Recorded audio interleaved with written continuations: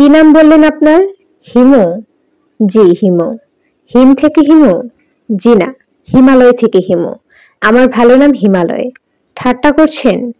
না, ঠাট্টা করছি না। আমি পাঞ্জাবের পকেট থেকে ম্যাট্রিক সার্টিফিকেট বের করে এগিয়ে দিলাম। হাসি মুখে বললাম, সার্টিফিকেটে লেখা আছে, দেখুন। এসে হতভম্ব হয়ে বলল, আপনি কি সার্টিফিকেট পকেটে নিয়ে ঘুরে বেড়ান? জি, সার্টিফিকেটটা পকেটেই রাখি। হিমালয়ের নাম বললে অনেকেই বিশ্বাস করে না, তখন সার্টিফিকেট দেখাই। ওরা তখন বড় ধরনের ঝাঁকি খায়। আমি উঠে দাঁড়ালাম। এসা বলল, আপনি কি চলে যাচ্ছেন? হুম। এখন যাবেন না, একটু বসুন। আমার যেহেতু কখনোই কোনো তাড়া থাকে না, আমি বসলাম। রাত 9টার মতো বাজে। এমন কিছু রাত হয়নি, কিন্তু এ বাড়িতে মনে হচ্ছে নিশুতি। কারো কোনো সাড়া শব্দ নেই। বুড়ো একজন মানুষের খক খক শুনছিলাম, এখন তাও শোনা যাচ্ছে না। বুড়ো মনে হয় এই ফ্ল্যাটের নয়, পাশের ফ্ল্যাটের। এসে আমার সামনে বসে আছে। তার চোখে অবিশ্বাস ও কৌতূহল একসঙ্গে খেলা করছে। সে অনেক কিছু জিজ্ঞেস করতে চাচ্ছে, আবার জিজ্ঞেস করতে ভরসা পাচ্ছে না। আমি তাদের কাছে নিতান্তই অপরিচিত একজন। তার দাদিমা রিক্সা থেকে পড়ে মাথা ফাটিয়েছেন।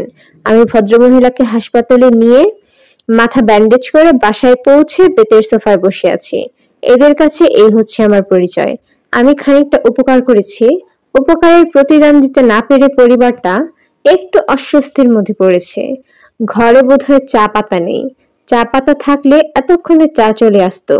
প্রায় আধ ঘন্টা হয়ে গেছে, এর মধ্যে চা চলে আসার কথা।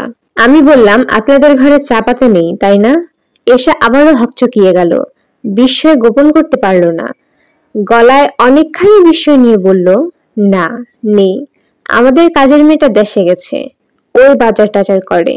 চা পাতা না থাকায় আজ বিকেলে আমি চা খেতে পারিনি। আমি কি চা পাতা এনে দেব? না না, আপনাকে আনতে হবে না। আপনি বসুন। আপনি কি করেন? আমি একজন পরিব্রাজক।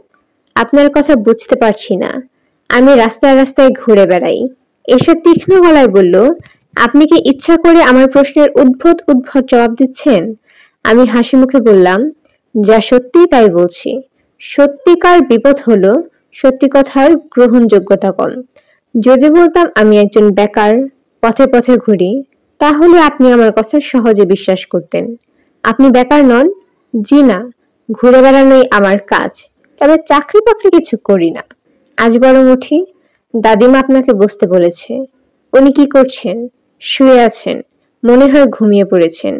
আপনি যদি এখন চলে যান, তাহলে দাদিমা খুব রাগ করবেন। তাহলে বরং অপেক্ষাই করি। আমি বেতের সোফায় বসে আছি। আমার সামনে বিব্রত ভঙ্গিতে এসে বসে আছে। বসে থাকতে তার ভালো লাগছে না, তা দেখে বোঝা যাচ্ছে। বারবার তাকাচ্ছে দরজার দিকে। এর মধ্যে দুবার হাত ঘড়ির দিকে তাকালো। উপকারী অতিথিকে একা ফেলে চলে যেতেও পারছে না। আজকালকার মেয়েরা অনেক স্মার্ট হয়। এরা ফট করে বলে বসে, আপনি বসুন, বসে বসে পত্রিকা পড়ুন, আমার কাজ আছে। এটা বলতে পারছে না, আবার বসে থাকতেও ইচ্ছে করছে না। তার গায়ে ছেলেদের গায়ের চাদর। বয়স কত হবে? 24-25, কমও হতে পারে। চোখে মোটা ফ্রেমের চশমার জন্য হয়তো বয়স বেশি লাগছে। গায়ের রং শ্যামলা।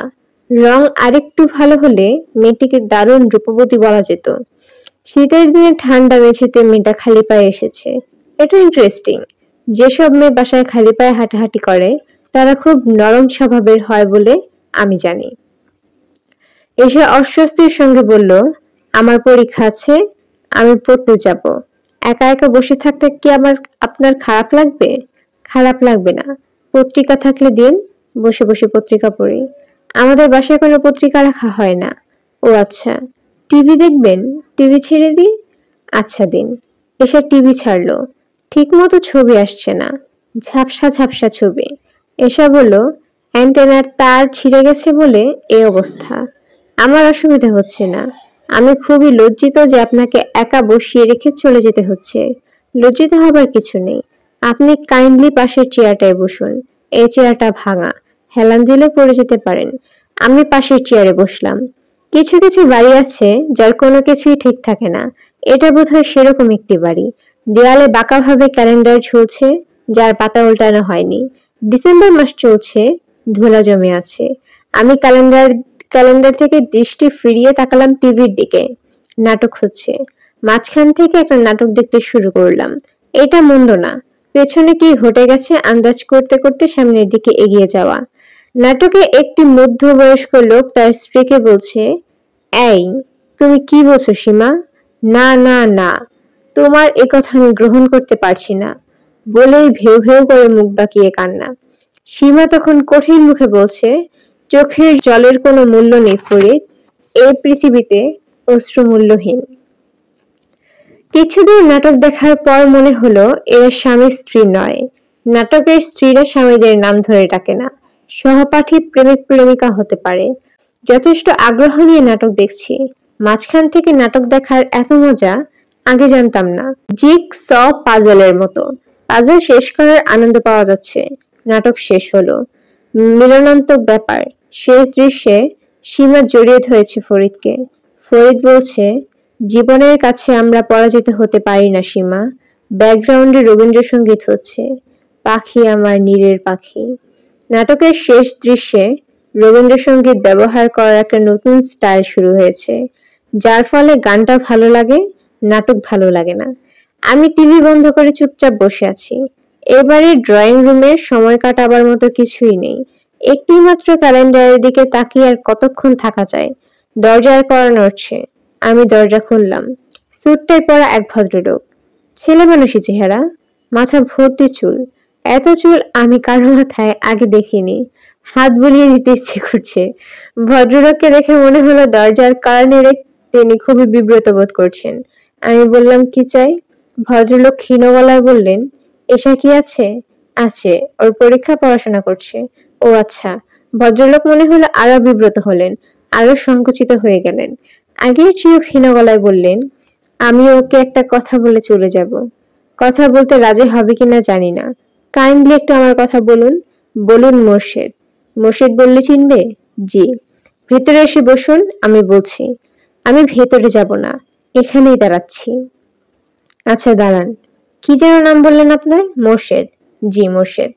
আমি কয়েক মুহূর্ত চিন্তা করলাম কি করা যায়। এখান থেকে এসা এসা করে ডাকা যায়, ডাকতে ইচ্ছে করছে না। সরাসরি বাড়ির ভিতর ঢুকে গেলে কেমন হয়? এসা কোথায় পড়াশোনা করছে আমি জানি। ভেতরের বারান্দার এক কোনায় তার পড়ার টেবিলে।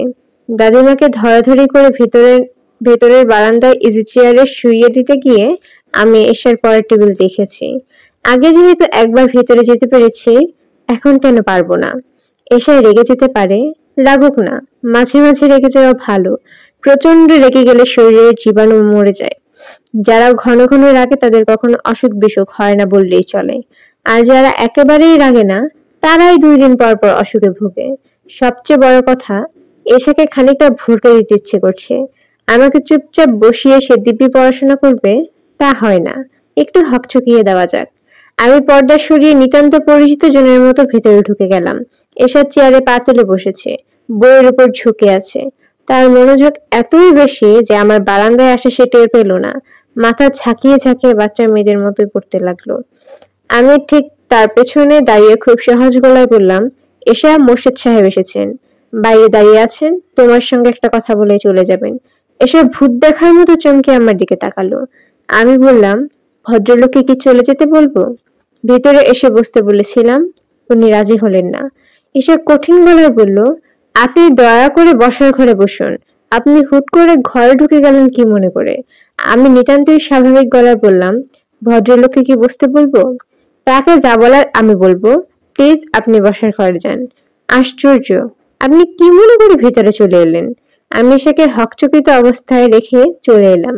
ভদ্রলোক বাইরে সিগারেট ধরিয়েছেন। আমাকে দেখে আস্ত সিগারেট ফেলে অপ্রস্তুত ভঙ্গিতে হাসলেন। আমি বললাম, ভেতরে এসে বসুন। এসে আসছে। আমাকে বসতে বলেছে? তা বলেনি, তবে আমার মনে হচ্ছে আপনি ভেতরে গিয়ে বসলে সে খুব রাগ করবে না। আমি বরং এখানেই থাকি। আচ্ছা থাকুন। আমি লম্বা লম্বা পা ফেলে রাস্তায় চলে এলাম। আপাতত রাস্তার দোকানগুলি একটিতে চা খাবো। ইতোমধ্যে ভদ্রলোকের সঙ্গে এসে কথাবার্তা শেষ হবে। আমি আবার ফিরে যাব। ফিরে নাও যেতে পারি। এ জগৎ সংসারে আগে ভাগে কিছুই বলা যায় না। শীতের রাতে ফাঁকা রাস্তায় দাঁড়িয়ে চা খাবার অন্যরকম আনন্দ আছে। চা খেতে খেতে মাঝে মাঝে আকাশের দিকে তাকিয়ে আকাশের তারা দেখতে হয়। সারা শরীর লাগবে কনকনে শীতের হাওয়া, হাতে থাকবে চায়ের কাপ, দৃষ্টি আকাশের তারার দিকে। তারাগুলিকে তখন মনে হবে সাদা বরফের ছোট ছোট খণ্ড, হাত দিয়ে ছুঁয়ে দিতে ইচ্ছে করবে, কিন্তু ছোঁয়া যাবে না। পরপর 2 কাপ চা খেয়ে 3য় কাপের অর্ডার দিয়েছি। তখন দেখি মোর্শেদ সাহেব হনহন করে চলে যাচ্ছেন। মাটির দিকে তাকিয়ে এত দ্রুত আমি কাউকে হাঁটতে দেখিনি। আমি ডাকলাম, এই যে ভাই মোর্শেদ সাহেব। ভদ্রলোক থমকে দাঁড়ালেন, খুব অবাক হয়ে তাকালেন। নিতান্তই অপরিচিত কেউ নাম ধরে ডাকলে আমরা যেরকম অবাক হই সেরকম অবাক। ভদ্রলোক আমাকে চিনতে পারছেন না। আশ্চর্য আত্মভোলা মানুষ তো। আমি বললাম, চা খাবেন মোর্শেদ সাহেব? আমাকে বলছেন? হ্যাঁ, আপনাকে বলছি। আমাকে চিনতে পারছেন না? জি না, একটু আগে যে আপনার সাথে আমার দেখা হয়েছে। ভদ্রলোক আরো বিস্মিত হয়ে গেলেন। আমি বললাম, এখন কি চিনতে পেরেছেন? তিনি মাথা নেড়ে বললেন, জি জি। মাথা নাড়ার ভঙ্গি দেখেই বুঝতে পেরেছি তিনি মোটেই চিনেনি। আমি বললাম, এসার সঙ্গে কথা হয়েছে? জি হয়েছে। এখন আমি আপনাকে চিনতে পেরেছি। আপনি এসার ছোট মামা। এসা ডেকে দিয়েছেন। এসাকে ডেকে দিয়েছেন। আপনার স্মৃতিশক্তি খুবই ভালো। আপনি অবশ্য এসার ছোট মামা না, সেটা কোনো বড় কথা না। এসে আপনার সঙ্গে কথা বলেছে, এটাই বড় কথা। এসা কথা বলেনি। কথা বলেনি? জি না। আমাকে দেখে প্রচন্ড রাগ করলো। আপনি তো জানেন ও রাগ করলে কেঁদে ফেললো। তারপর বলল, বের হয়ে যাও, এক্ষুনি বের হও। আমি চলে এসেছি। ভালো করেছেন। আসুন চা খাওয়া যাক। আমি চা খাই না। চা খেলে রাতে ঘুম হয় না। তাহলে চা না খাওয়াই ভালো। এসে আপনার কে হয়? ও আমার স্ত্রী। আমি তাই আন্দাজ করেছিলাম। চলুন যাওয়া যাক। চলুন। বড় রাস্তায় গিয়ে ভদ্রলোক রিক্সা নিলেন, খিলগা যাবেন। রিক্সাওয়ালাকে বললেন, 132 নম্বর খিলগা, একতলা বাড়ি। বাড়ির সামনে একটি বড় আম গাছ আছে। রিক্সাওয়ালাকে এইভাবে বাড়ির ঠিকানা দিতে আমি কখনো শুনিনি। তিনি রিক্সায় উঠে বসে আমার দিকে তাকিয়ে বললেন, ছোট মামা, আপনি কোন দিকে যাবেন? আসুন আপনাকে নামিয়ে দিই। আমি সে ছোট মামা নই, কিন্তু মনে হচ্ছে ভদ্রলোককে এসব বলা অর্থহীন। তার মাথায় ছোট মামার কাঁটা ঢুকে গেছে। সেই কাঁটা দূর করা এত সহজে সম্ভব না। আমি বললাম, মোর্শেদ সাহেব, আমি উল্টো দিকে যাব। আপনি এসেকে একটু বুঝিয়ে বলবেন যে আমি সরি, একটা ভুল হয়ে গেছে, এরকম ভুল আর হবে না। যদি দেখা হয় তাহলে বলবো, অবশ্যই বলবো। যাই ছোট মামা। আচ্ছা, আবার দেখা হবে। আমি উল্টো দিকে হাঁটা ধরলাম। এসাদের বাড়িতে আবার ফিরে যেতে ইচ্ছে করছে না। কি করব এখনো ঠিক করিনি।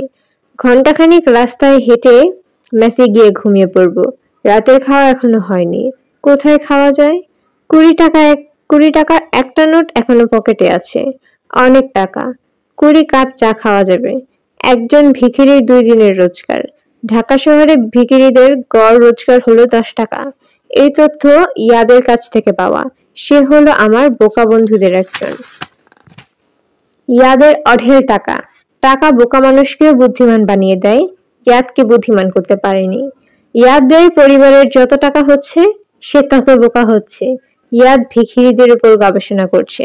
তার পিএইচডি থিসিসের বিষয় হলো ভাসমান জনগোষ্ঠী, অর্থাৎ আর্থসামাজিক নিরীক্ষার আলোকে। ইয়াদের অনেক ডেটা কালেক্ট করতে হচ্ছে। আমি তাকে সাহায্য করছি।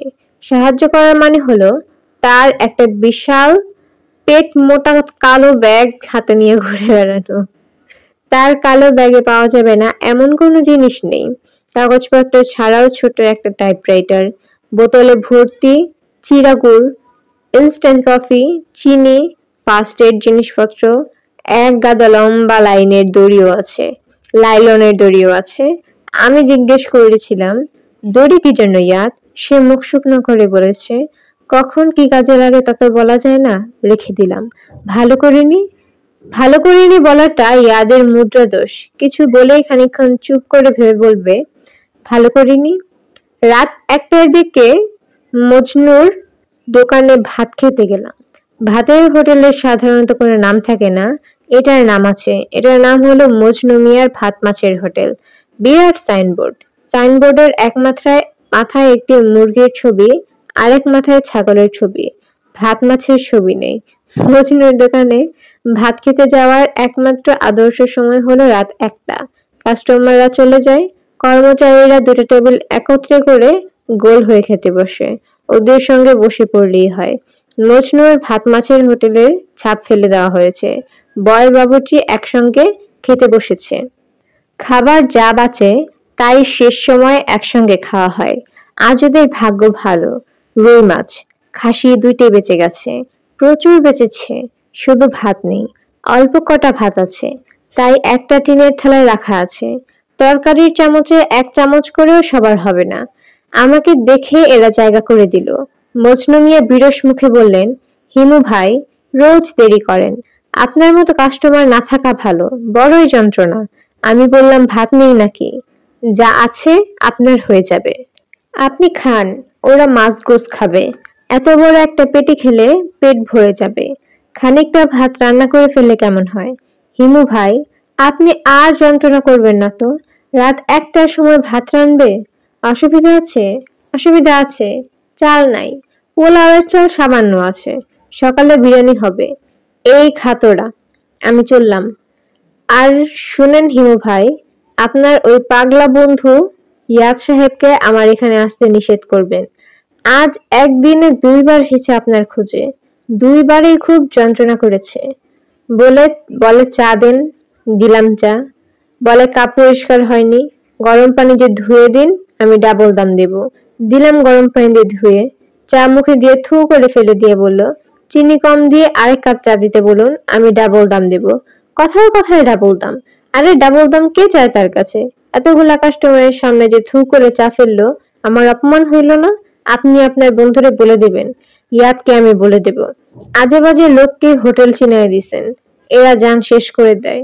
মজনু মিয়া ক্যাশ করে দিয়ে চলে গেলেন। ক্যাশ নিয়ে চলে গেলেন। টিনের থালায় 1 থালা ভর্তি। আমরা 6জন মানুষ চুপচাপ বসে আছি, কারণ এইটুক একটা থালা ভর্তি ভাতে আমাদের হবে না। বাবুর্চির নাম মোস্তফা। মোস্তফা বসেছে আমার পাশে। সে ক্লান্ত ও ক্ষুধার্ত। মোস্তফা বলল, হিমু ভাই, আপনি খান। রুই মাছটা ভালো ছিল। আর আড়ি 4 মাছ। খেয়ে আরাম পাইবেন। আমি একা ভাত খাবো, আপনারা শুধু তরকারি? অসুবিধা কিছু নাই ভাইজান। অসুবিধা আছে।